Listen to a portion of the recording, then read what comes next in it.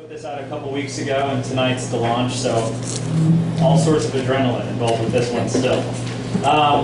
This book is about one boxing match that took place in 1982. Ray Mancini, who was a Youngstown kid, and the champ fought the Asian champion, Duk-Koo Kim, on, I think it was on CBS. This was a nationally televised fight. And at the end of it, in the 14th round, Kim was killed. It wasn't an accumulation of blows. It was an immediate impact. One of the final two punches, or his head hitting the canvas, actually killed him. And after that, Mancini, who was the darling, it sort of went Muhammad Ali, and then Sugar Ray Leonard, and then Mancini. It was sort of how the torch was passed. And after that, he only had 3 more fights left in him. He lost 2 of them. And then he went and started training Mickey Rourke when Mickey Rourke decided he was going to become a boxer. Kim obviously was dead. And his mother, who had sort of married up in Korea to try to gain the family fortune, went home and killed herself. The referee from the fight was either killed by a mob hit or killed himself. And Kim's girlfriend, who was pregnant at the time, tried to marry him after he died to get the Korean death benefits. And she would hold impromptu press conferences and say that there's a fighter in her belly and all these sort of things to try to get a little piece of the fortune he had coming. So it's sort of a really wicked tale of what can happen with the sport of boxing. Anyway, so I'm going to read some of the individual poems, and then there's sort of a spine of the book, some of the crowd sequence that's sort of interspersed throughout the book. And I'll read that all in a row, as it's not intended to be, but it works well. Because I tried to like it very much. I watch it now, the fight, almost every day, fight the urge to map the blows and guess where the weakness first decided it was not welcomed by men like this, men that fight out of instinct, poor men raised on fighting to be men. And I still watch it, the fight, unable to root for Mancini, unable to root for Kim to beat him. I watch it now, almost every day, knowing the last 2 rights are coming, knowing the canvas will double of a coroner's bag, knowing that my vision of what a man really is can be found in round 13, but learning that I am not much of an enthusiast for what it is men can do. I ended up dedicating the book to my son, who's only 2. But of all the studying and all the reading that I did, because I knew nothing about boxing or boxing writing or anything like that, by the end of it, and by the time it got published, it became much more about fathers and sons than I had intended it to. And sort of, Kim's father was gone. Mancini's dad, who had been almost the champion, sort of forced him into boxing, and sort of made it the only option for their survival. So the hope being that, someday when Thomas can actually read, maybe 20 years from now when he's in college, or he'll want to read one of his dad's old books, and he'll see that maybe boxing is not quite the way to be a man, but we'll see. A choice in translation. The media got it first, the words Kim had scrawled on his bedside lampshade. They said it was kill or be killed, which explained the beating Kim had taken, explained why he had come back for the 14th, why he hadn't been allowed to come back. It was fated. He was supposed to die in the ring. It was nobody's fault. Really, the only fault was that Kim had grown up too poor, had been too brave, really, too much of what we expected him not to be. The translation, the first one, was wrong. When he looked up at night, before he turned off the lamp, he saw live or die. It was a choice. It was always a choice. Everyone made the wrong choice. But the fight was fated to end the way it did, with too many words, never explaining fully why a man had to die. One of the things that sort of comes back as a theme over and over in the book is sort of the personification of different animals and turning men into animals and sort of going back and forth with that motif. And so this has a use of birds with that. If the fighter was a sparrow, and the Lord of fighters was creating sparrows in his own image, why does the imagery of a tiger instill victory in the throats of the audience? The feathers always appearing to be less than the tickle of sacrifice. Animal to animal, it must be animal to question the flapping wings, devoid of talons, still trying to rip through the throats of captors. I did a poem for each round that they fought, and I know the 14th round was only about 10 seconds long. And those are interspersed through the book the same way the crowd poems are. So this is round one. How exultant the exclamation of sport. No build, no guard to build, only the wet stone that is two men glancing off each other's intent. The only grief a muscle feels is the light touch of air, of nothingness, and when worlds are built out of collision, the violence of a collision, this is how we begin to dictate what matter is, what will matter to us, our bodies, when faced with the expectation that there can be only red separateness, and the speaking of our animal nature trapped to echo in our heads, banging to be released against an opponent whose name we will never actually remember, whose name will vanish the same as moisture in the air, not in flight, not in direction.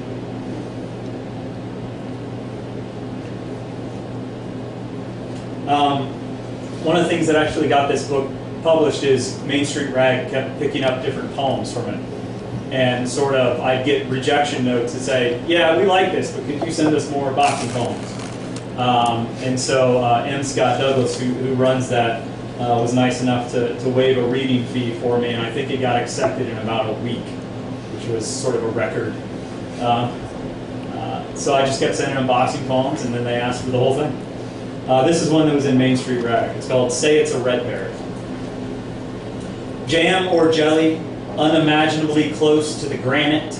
The ascent is never clean, as it takes hours for a good body to tire, to become wispy, crushable. Say his head was a berry, delicious.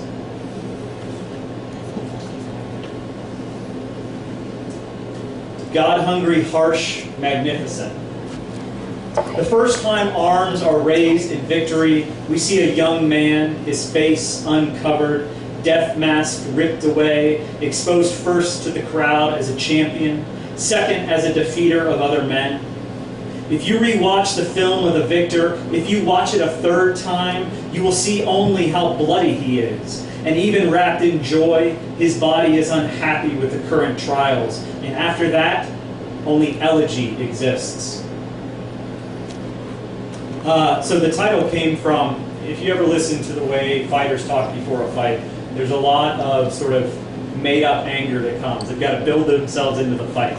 And a lot of managers talking about, well, he's going to kill this guy. Well, when it actually happens, everyone tends to look back and sort of figure out what the managers were saying.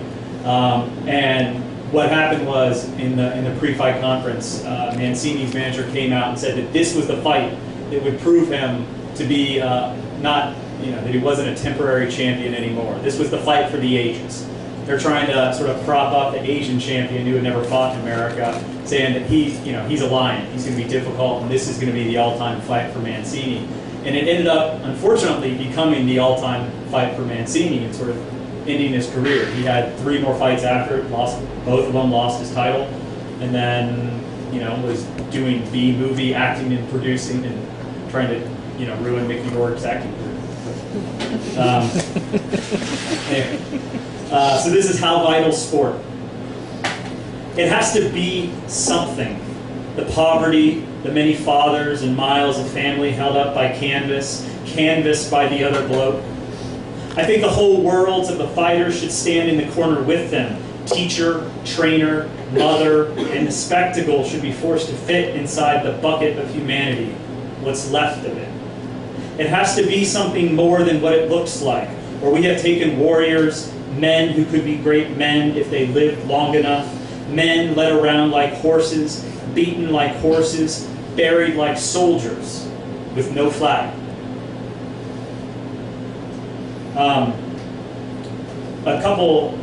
It was tough to get a hold of Mancini after the fight, and one of the things he said, they found him in the hotel room and sort of said, you know, they carried Kim out, he's not going to make it.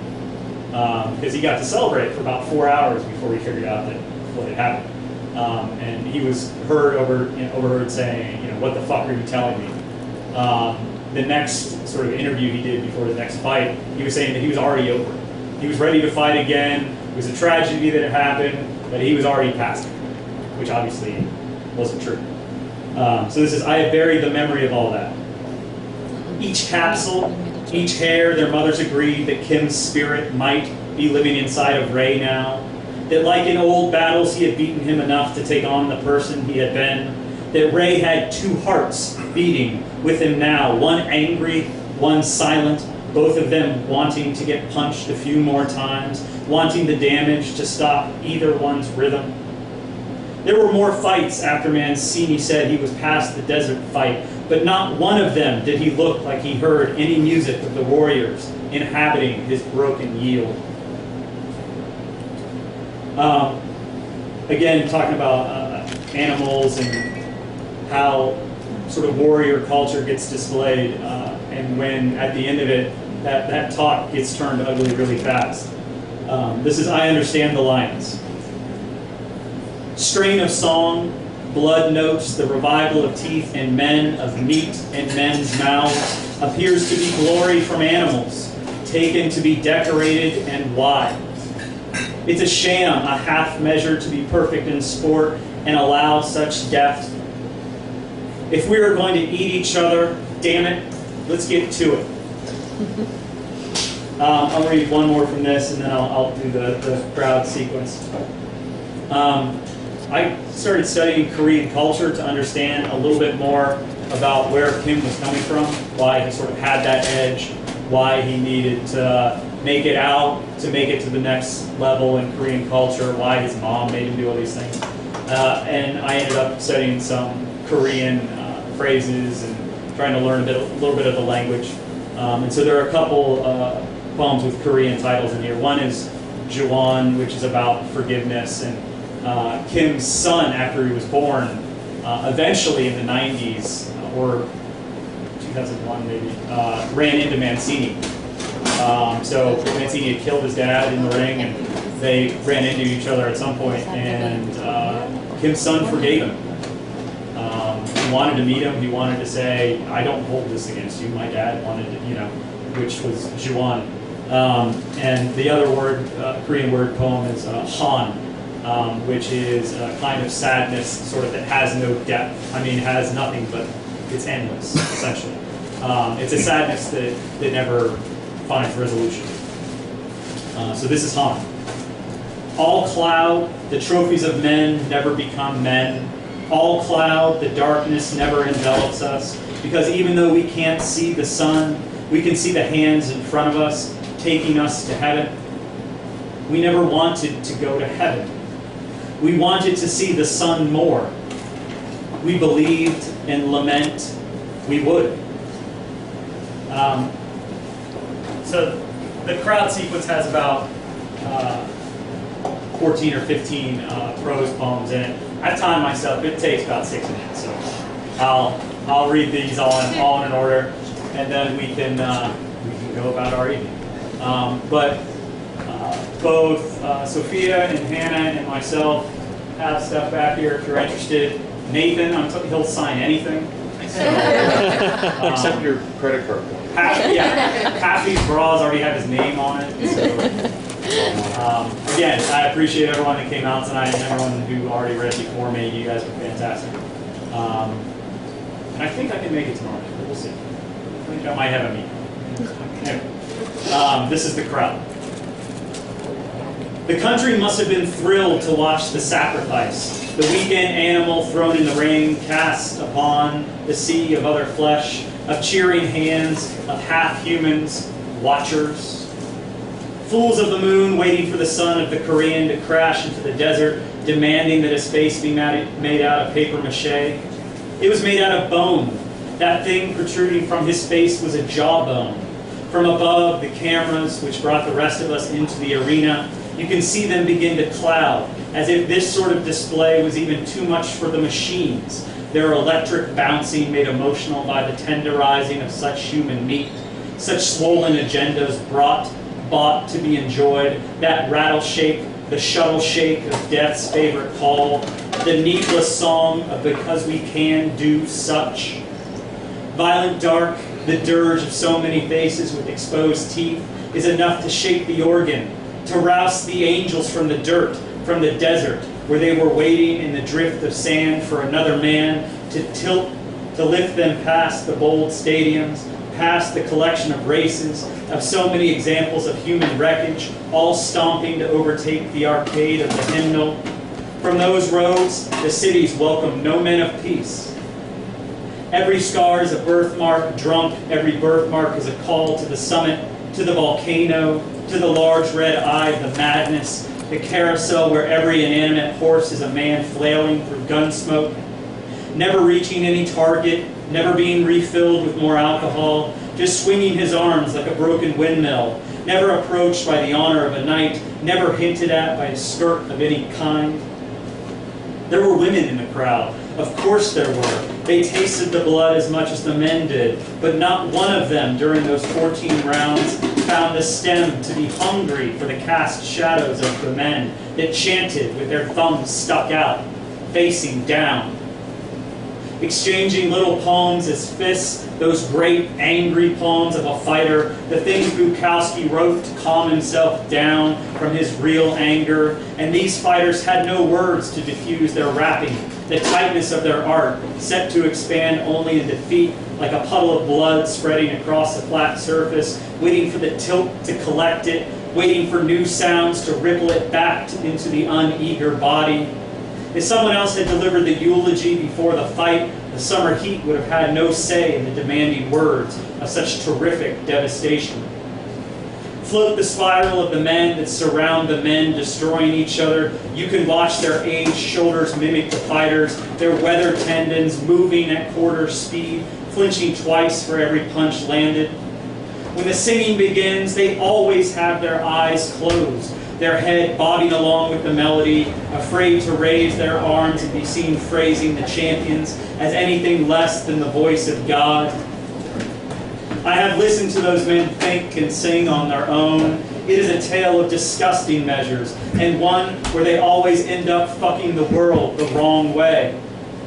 Well-lit cave, we are the paintings of reaction to the display happening on the cold rock, our arch to the unexpected places of the ceiling, as if we were folded onto the fighters, as if we had them pinned down, 1 grain of rice for 2 ants, the meaning of which will remain unclear until there is only a torso to toss off into the open air world, so far from the art of the cave, so close to the ocean of freedom that exists in the surreal, real world. We have uses for hearts and organs, but no use for a body with no arms, no defense against the judgment and devouring tide of public opinion. We appear already on top of the 2 of them because we are already busy constructing the backstory, the reasons why we chose to destroy their wills before we ever got to their bodies. High ebb, mouth covering of the permanent tumble down, the fabulous monsters of no preservation, we have helped cover the close-speaking angels with bright, bright lights and the remnants of a shadowy mirror. The last time we were purely human, we had abandoned the thought that none of us could be gods. Exceptional loss, our arms have folded on top of each other, walled the vision, made feeble light the coast of our belief. Lost sternum, we should have had the chests of swimmers. We should have taken the tide before it took us beneath, ripped us up, left our arms akimbo, welcoming Kim's death as a figure of fate's certainty. I see the panic in the faces around me. I see the slow realization that the ocean always wins. I see a few brave souls that swim no matter the arriving sea. We have let too many of them die among the salt.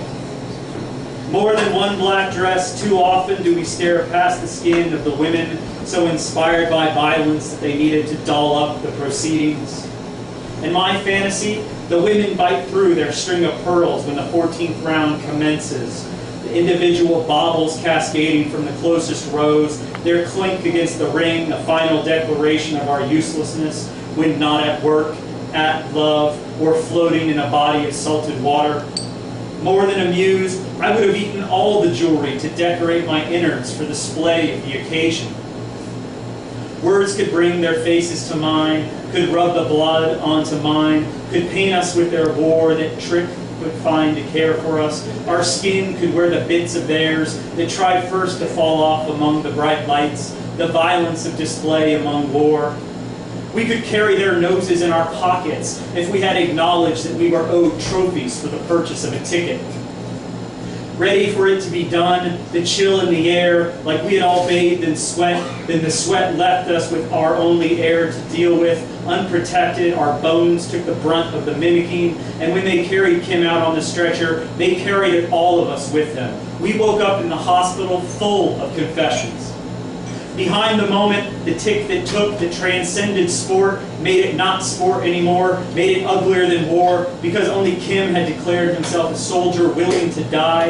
It was fair then that Mancini, who had made no such declarations, who had plans for after the fight, was left to ramble on, having never felt the explosion of the time bomb. A witness said it felt like murder, but that was only because they didn't understand the life and death paradox of sacrifice for one's own family. There was so much heat from our bodies then, a fire of want, of spectacle. Surely with so many people attaching their eyes to one square drum dance, the spirits could have granted us all a reprieve. They almost always let everyone live. Even in the desert, they normally let everyone live. Why, even without grace, would they start tapping the bodies in the ring out of the ring for disposal? Warriors died. Watchers died too. Nobody was saved, but the breaking sky was not breaking promises. It was delivering on them. If the game is an escalation of death's pace, we cannot be lost in our sympathies if death arrives faster than we planned. Thank you.